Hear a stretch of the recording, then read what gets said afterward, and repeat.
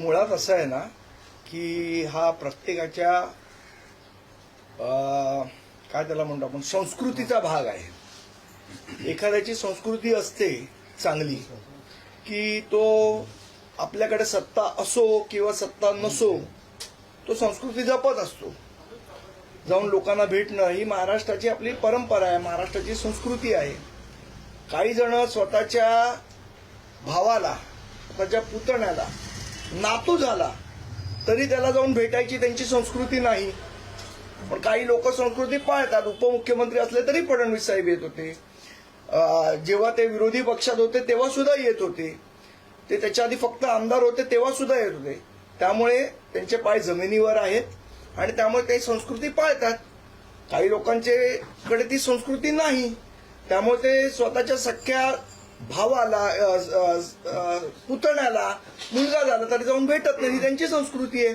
त्यामुळे एखाद्याने संस्कृती पाळली तर तो वाईट कसा आणि अहंकार ज्याने बाळगला तो चांगला कसा याचं उत्तर राऊतांनी द्यावं. दुसरी महत्वाची गोष्ट मला असं वाटतं ती स्वतःचीच परंपरा विसरलेली आहे.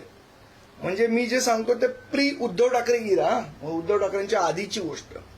जेव्हा हिंदू हृदय सम्राट बाळासाहेब ठाकरे मातोश्रीवर होते त्यावेळेला लालकृष्ण अडवाणी असतील, सुषमा स्वराज असतील, राजनाथ सिंग असतील, अगदी सन्मान्य शरद पवार साहेब असतील किंवा मुरली देवरा असतील, सगळे लोक मातोश्रीवर जायचे ना, भेटायचे, बाळासाहेबांबरोबर जेवायचे. मग काय लोक त्यावेळेला असं बोलली का की मातोश्रीनी काय खानावळ उघडली आहे म्हणून? त्यामुळे आपली संस्कृती काय आहे हे संजय राऊत तर विसरलेलेच आहेत, पण शिवसेना सुद्धा विसरलेली आहे की महाराष्ट्राची संस्कृती काय, महाराष्ट्राची परंपरा काय. आणि त्यामुळे यांना झालेला हा मूळव्याध आहे आणि तो मूळव्याध असा बाहेर संजय राऊत अग्रलेखाच्या रूपाने लिहितात. त्यामुळे त्याला काही फारसं महत्व देण्याची गरज आहे असं मला वाटत नाही. आदित्य ठाकरे यांनी काल कॉफी विथ सकाळमध्ये बोलताना म्हटलंय की मनसेकडून अधूनमधून प्रस्ताव येत असतो, भूमिका बदलण्यास विचार होऊ शकतो. नाही, मला असं वाटतं आदित्य ठाकरेंना आम्ही 2017ला प्रस्ताव दिला होता, त्यावेळेला त्यांनी तो नाकारला. त्याच्यानंतर आमच्याकडनं कुठलाही प्रस्ताव दिला गेलेला नाही आणि आता प्रस्ताव देण्याचा काही संबंध सुद्धा नाही. राज ठाकरेंचं घर कॅफे झालेलं आहे. भाजपचे नेते आशिष शेलार, प्रसाद लाड यांच्यासाठी तिथं जागा राखीव असते. मी तुम्हाला याचं उत्तर दिलंय, मला असं वाटतं ना, कॅफेवरनच उत्तर दिलंय.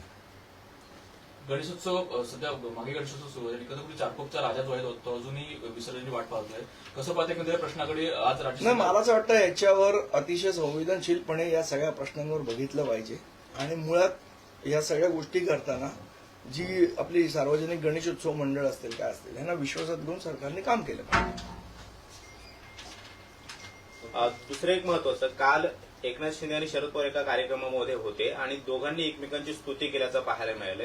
एकनाथ शिंदे म्हणाले की शरद पवार नेहमी गुगली टाकतात, मात्र माझ्यावर त्यांनी कधी गुगली टाकली नाही आणि भविष्यात कधी टाकणार नाही. कधी कधी काय होतं, गुगली टाकलेली कळत नाही माणसाला म्हणून त्याला गुगली म्हणतात.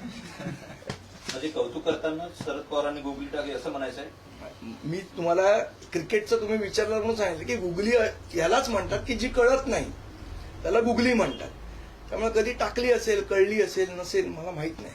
पण महायुती आणि महाविकास आघाडी असताना दोन्ही नेते वेगवेगळ्या पक्षामध्ये होते, विरोधामध्ये होते एकमेकांच्या. पण एकनाथ शिंदे स्वतः म्हणतात की शरद पवार मला अधूनमधून फोन करतात आणि मार्गदर्शन करतात. चांगली गोष्ट आहे. महाराष्ट्राचे सिनियर लीडर आहेत, जर मार्गदर्शन करत असतील तर शिंदे साहेबांनी त्यांचं मार्गदर्शन घेतलं पाहिजे. भविष्यात त्यांना कदाचित फायदा होऊ शकतो त्याचा. शिंदेचे मंत्री सध्या नाराज आहेत. आज सुद्धा कॅबिनेट संपल्यावर त्यांनी मुख्यमंत्र्यांची भेट घेतली आणि कुठेतरी मुख्यमंत्री कार्यालय आपल्या अधिकार क्षेत्रात हस्तक्षेप करते असं त्यांचं म्हणणं आहे. त्यामुळे नाराजी आहे. कसं पाहता तो सरकारचा अंतर्गत प्रश्न आहे, त्याच्यावर आपण काय बोलणार. ईव्हीएम मधला डेटा डिलीट करू नका असं सुप्रीम कोर्टानं म्हटलेलं आहे. पुढच्या महिन्याच्या मला वाटतं की याचिका त्याच्या संदर्भात दाखल झाली आहे, त्या अनुषंगाने असेल. नाही, विशेषतः दिल्ली निकालांच्या नंतरच असं का सर्वोच्च न्यायालयाला सांगावं लागलं असं म्हणा.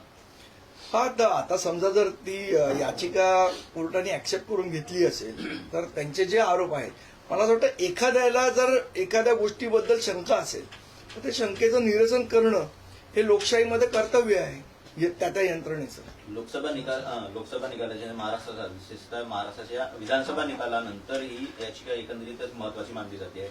कारण की नाही, मी तुम्हाला तेच म्हटलं ना, जर लोकांच्या मनात शंका असेल आणि त्याच्यामध्ये पारदर्शकता नसेल तर लोकशाहीमध्ये लोकांचं समाधान करणं हे लोकशाहीमधल्या कुठल्याही यंत्रणेचं काम आहे आणि कर्तव्य आहे ते त्यांनी बजावलं पाहिजे.